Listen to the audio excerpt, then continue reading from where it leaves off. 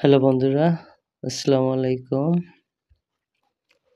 আমি আবার আসলাম নতুন একটি সোলার প্যানেলের রিভিউ নিয়ে। এই ভিডিওটি গত ভিডিওতেও ব্যবহার করা হয়েছিল। সেখানে উপরের প্যানেলটি ব্যবহার করা হয়েছে।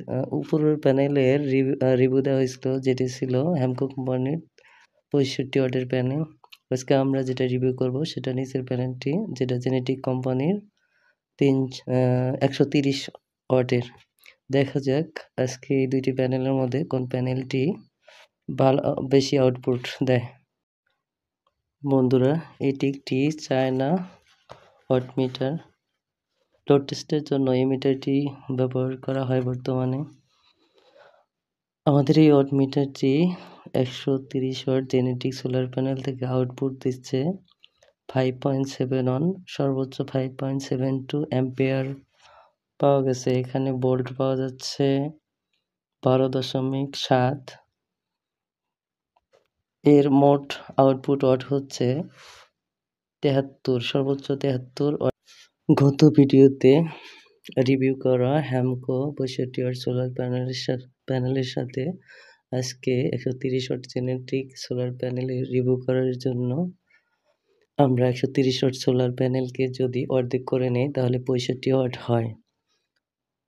আর আজকে 130 ওয়াট সোলার প্যানেলে ওয়াট টেস্টে যে ওয়াট টেস্টে যে ওয়াট পাওয়া গেছে তা হলো 72। তাকে যদি আমরা অর্ধেক করি তাহলে এখানে আসে 36 ওয়াট।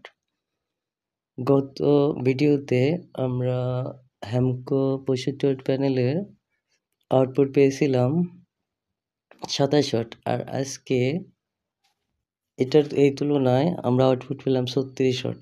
যদিও এই প্যানেলটি 1 বছর আগে কেনা, দেখা যাক হ্যামকো সোলার প্যানেলের মতো 10 বছর পর হ্যামকো সোলারের মতো কতটুক আউটপুট পাওয়া যায়।